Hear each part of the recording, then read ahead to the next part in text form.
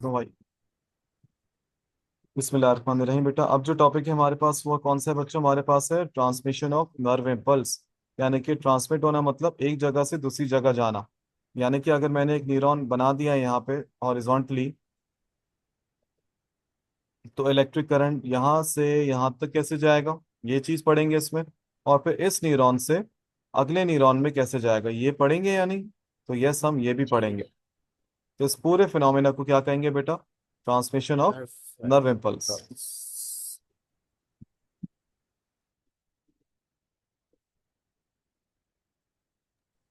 सही है, ये हो गया आपके पास। अच्छा अब आ जाओ सर, इसके स्टेप्स क्या है और इसका एक और किस किस नाम से आ सकता है? तो चंदा ये एक और नाम है इसका, सॉल्टेटरी कंडक्शन। Saltatory conduction. हाय हाय, वहां चले गया इसको। थोड़ा सा पीछे लाने की कोशिश करते हैं इसको।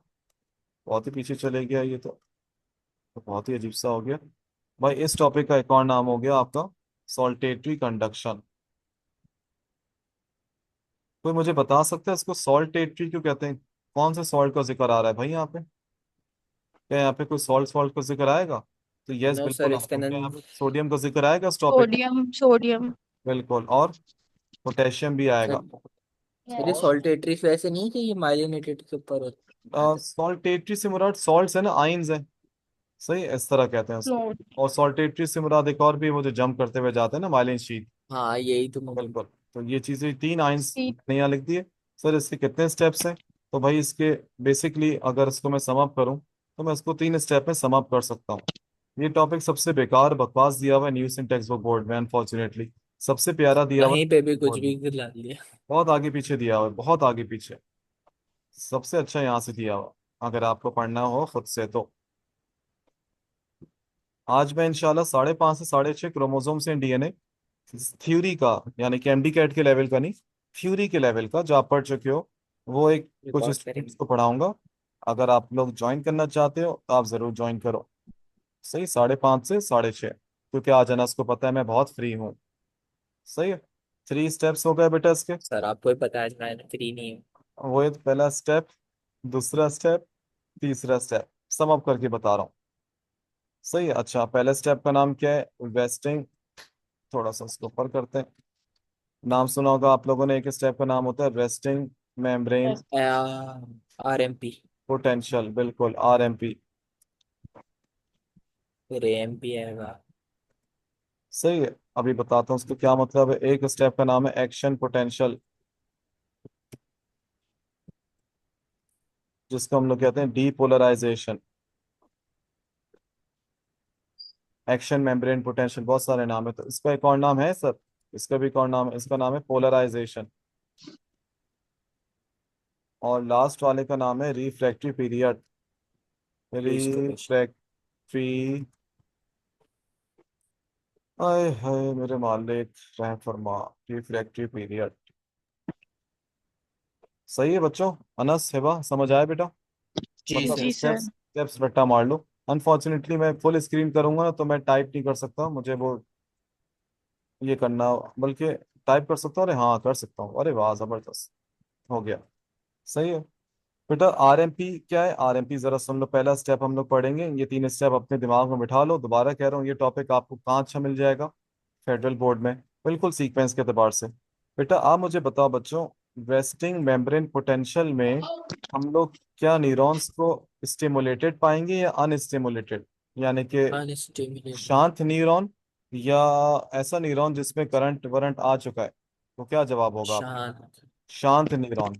यानी कि इन शॉर्ट हम लोग सबसे पहले क्या पढ़ेंगे? ऐसा न्यूरॉन जिसमें अभी कोई स्टिमुलस आए हुआ है? नो। स्टिमुलस क्या होता है बा? कोई भी चेंज, कोई भी चेंज जिसकी वजह से बॉडी में क्या पैदा हो, जिसकी वजह से बॉडी में रिस्पॉन्स पैदा हो।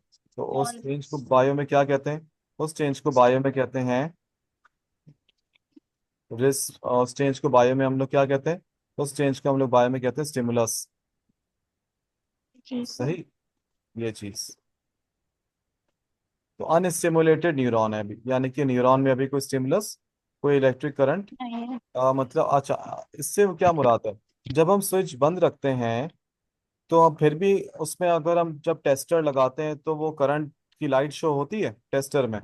बिल्कुल शो होती है। जी स्विच तो बंद होता है, फिर क्यों शो होती है? करंट भी लग सकता है। भाई करंट अर्थ होता है ना। मौजूद है ना। बस आपने स्विच ऑन किया तो इलेक्ट्रिकल एनर्जी मैकेनिकल एनर्जी में कन्वर्ट हो गई।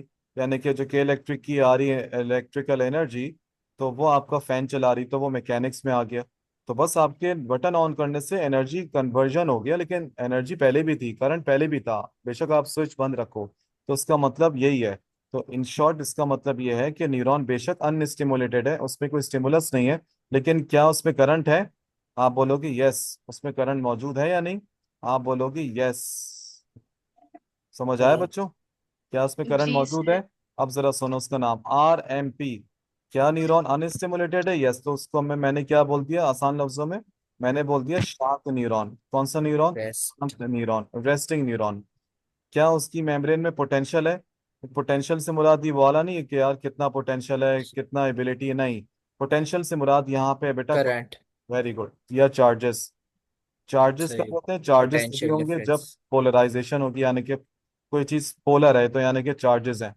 तो अनस्टिमुलेटेड न्यूरॉन यानी कि रेस्टिंग न्यूरॉन, तो क्या वो पोलराइज्ड है? यस, पोलराइज्ड है। क्या उसमें चार्जेस हैं? यस। क्या उसमें यस। करंट है? यस।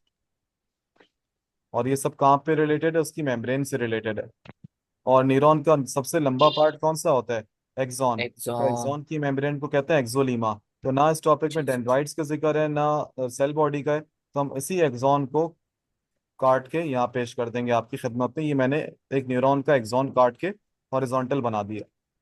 तो ये इस न्यूरॉन की मेम्ब्रेन है, जिसको हम लोग क्या कहते हैं? न्यूरोलीमा भी कह सकते हैं।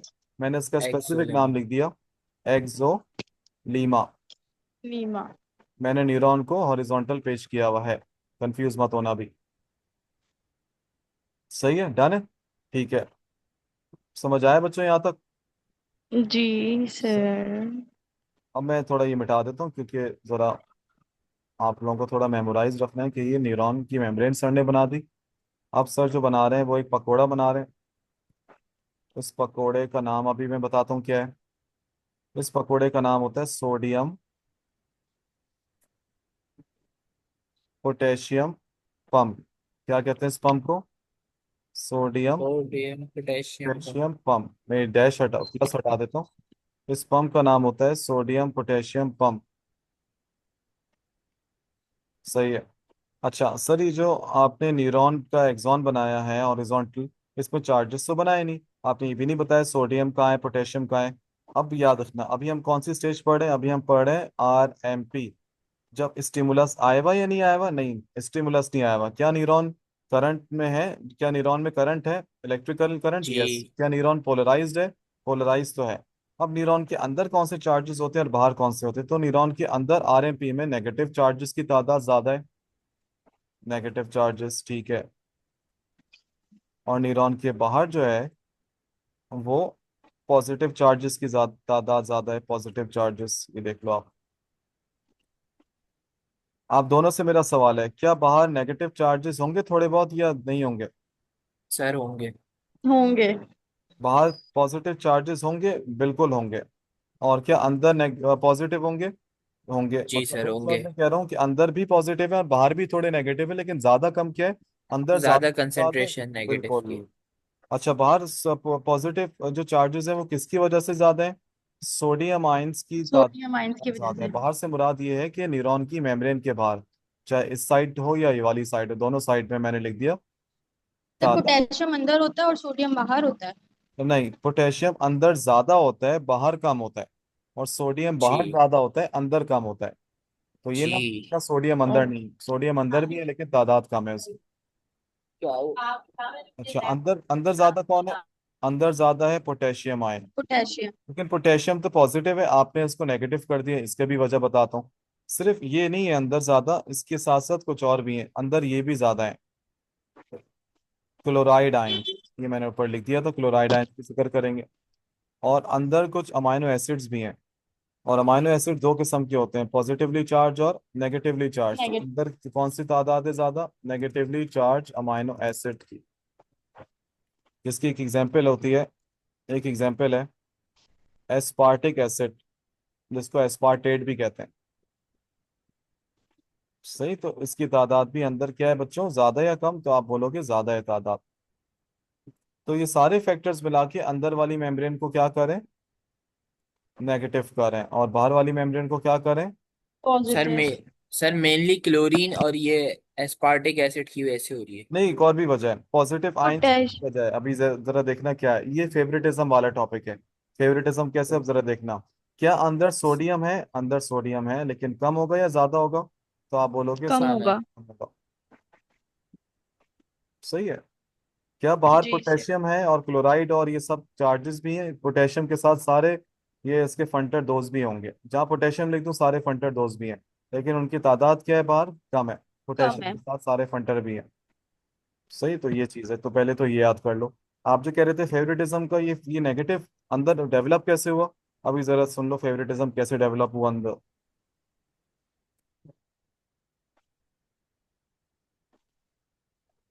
मैंने आपको क्या बताया बच्चों, आरएमपी में न्यूरॉन की हालत कैसी होती है, आरएमपी में न्यूरॉन की हालत जो होती है वो इस वजह से होती है कि अंदर जो ये पंप लगा हुआ है ना, जिसका नाम क्या है, सोडियम सोडियम। पोटेशियम पंप, सवाल ये होता है कि आरएमपी में ये न्यूरॉन की हालत हुई कैसे, कि ये क्या शुरू से ऐसी होता है कि सोडियम बाहर ज्यादा पोटेशियम अंदर ज्यादा ना हो, वो किसकी वजह से होता है, कौन करवाता है ये हरकत, कौन सा pump, sodium potassium pump. Sodium. ये जो हम कहते हैं ना बाहर सोडियम ज्यादा है, वो कैसे, अब जरा देखना, बाहर क्या है ज्यादा है, सोडियम। सोडियम। सही, और अंदर ज्यादा क्या है, पोटेशियम। तो ये सोडियम पोटेशियम पंप क्या करता है, अच्छा क्या अंदर सोडियम है, यस, लेकिन कम है। क्या बाहर पोटेशियम है, लेकिन कम है। तो ये क्या काम करता है, ये अंदर से तीन सोडियम, कितने सोडियम, 3। तीन सोडियम इस पंप के जरिए से कहाँ चले आते हैं, बाहर, बाहर। यानी कि अंदर से बाहर। तो ये लो कंसंट्रेशन से हाई जा रहे हैं या हाई से लो जा रहे हैं, तो आप बोलोगे सर ये लो से लो से हाई। हाई जा रहे हैं, बाहर ऑलरेडी ज्यादा है और चलेगा ज्यादा, तो लो से हाई जाने को कौन सी ट्रांसपोर्ट कहते हैं, एक्टिव या एक्टिव। Active passive. ट्रांसपोर्ट। है ना, समय आवाज आ रही है। जी सर, एक्टिव कोई बिल्कुल, एक्टिव ट्रांसपोर्ट के लिए क्या चाहिए होता है, एनर्जी चाहिए या नहीं। एटीपी। Very good. तो क्या इस पंप में एटीपी इस्तेमाल हो रहा है, जी सर। यस। एटीपी कैसे इस्तेमाल होता है, टूट के या जुड़ के, टूट के, टूट के। में एक एंजाइमेटिक एटीपी एक्टिविटी में होती है, फॉस्फेट। एंजाइमेटिक जी। एक्टिविटी या हाइड्रोलिटिक एक्टिविटी बोल दो यार, मसला नहीं है, एंजाइमेटिक या तोड़ने एटीपी वाली एस एक्टिविटी लगेगा। को कहते हैं हाइड्रोलिटिक एक्टिविटी। Hydrolytic acid. जी।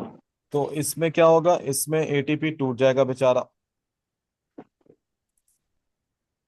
नहीं ऐसा अजीब सा लग रहा है, इधर ही साइड कर दो, ठीक है। अब एटीपी टूट गया एडीपी में, ओहो, एटीपी टूट गया आपका एडीपी में, ये कुछ भी नहीं है, और एक फॉस्फेट में, और आपको पता है एनर्जी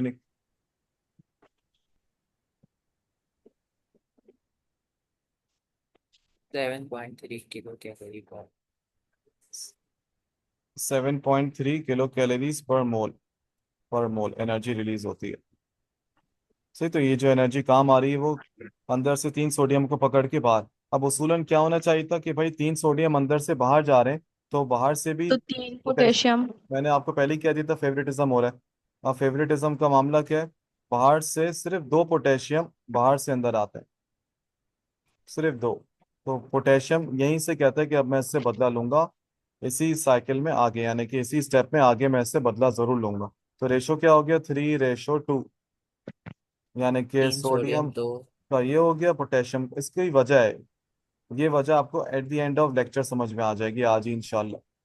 तो ये जो बाहर जो है सोडियम ज्यादा, अंदर जो है पोटेशियम ज्यादा, तो इसकी वजह से अंदर थोड़ा सा लेस पॉजिटिव चार्ज हो जाता है और बाहर मोर पॉजिटिव चार्ज हो जाता है। जब लेस पॉजिटिव चार्ज होता है अंदर, तो ऑब्वियसली मोर नेगेटिव आयंस हो जाएंगे। तो इसलिए ये ओवरऑल जो हमारे पास एवरेज एक आता है वैल्यू, तो हम कहते हैं कि यार बाहर थोड़े से ज्यादा पॉजिटिव है और अंदर थोड़े से ज्यादा नेगेटिव है। पोटेशियम भी कैसे जा रहा है, लो कंसंट्रेशन से हाई में जा रहा है, लो से हाई। तो ये पंप कौन सी ट्रांसपोर्ट करता है आरएमपी में, एक्टिव ट्रांसपोर्ट या पैसिव एक्टिव ट्रांसपोर्ट, तो ट्रांसपोर्ट। आपका आंसर सर ये अभी कुछ भी काम नहीं हो रहा, ये ऐसे ही करे यार ट्रांसपोर्ट। बिल्कुल। बस यानी 3 कि सोडियम आरएमपी बाहर लेके जाते कंडीशन हैं। को स्टैब्लिश करने के लिए कौन सा पंप काम करता रहता है, sodium sodium potassium pump. Potassium pump. क्या इस ठीक है। कंडीशन में न्यूरॉन में चार्जेस हैं? बिल्कुल हैं। पोलराइज्ड है? जी। है। तो इसलिए पहले स्टेप को हम लोग कहते हैं पोलराइज्ड न्यूरॉन, पोलराइजेशन। अब इसको आप अपोजिट कर लोगे, जैसी स्टिमुलस आ जाएगा तो क्या हो जाएगा, ये न्यूरॉन पोलराइज हो जाएगा या डीपोलराइज? पोलराइज तो पहले से ही था। तो डीपोलराइज्ड। आप बोलोगे ये न्यूरॉन क्या हो जाएगा, डीपोलराइज। डीप। यानी कि सोडियम बाहर का अंदर आ जाएगा, अंदर का पोटेशियम बाहर चले आएगा। तो अगर आपको आरएमपी से ही समझ में आ गया बच्चों, तो आपको पूरा टॉपिक समझ में आ गया। और अगर आपने आरएमपी में उल्टा समझ लिया, तो पूरा ही मामला क्या हो जाएगा, अनस साहब, उल्टा हो जाएगा। उल्टा। सर ये जो पॉजिटिव नेगेटिव चार्जेस हैं, इसकी वजह से कोई करंट है? कोई करंट है? तो हाँ करंट है। तो करंट जो है तकरीबन -70 मिली वोल्ट्स, एक एवरेज वैल्यू जो है, जो मेम्ब्रेन में आ जाती है बाहर और अंदर की वजह से। तो आपने टोटल ओवरऑल वैल्यू कितनी है, तकरीबन -70 मिली वोल्ट्स। पुरानी सिंध बोर्ड में रेंज लिखी हुई है आपके पास, -60 से -90 मिली वोल्ट्स। ये सर -70 RMP पे है, स्पेसिफिक जो वैल्यू है। अंदर और और ये बाहर वाली है। जो है अंदर और बाहर दोनों मिला के। और ये जो रेंज बताई है, ये आपको रेंज बता दी है। रेंज अगर आ जाए तो ये, और एग्जैक्ट वैल्यू आ जाए तो ये। सही। तो आपका आरएमपी, आरएमपी में ये कंडीशन है। डन है, समझ आया? जी। सही। अब मैं दोबारा जी। लिंक सेंड करूँ बेटा, अब हम पढ़ेंगे एक्शन पोटेंशियल, जिसको कहते हैं डीपोलराइजेशन। सही, दोबारा लिंक सेंड कर रहा हूँ बेटा।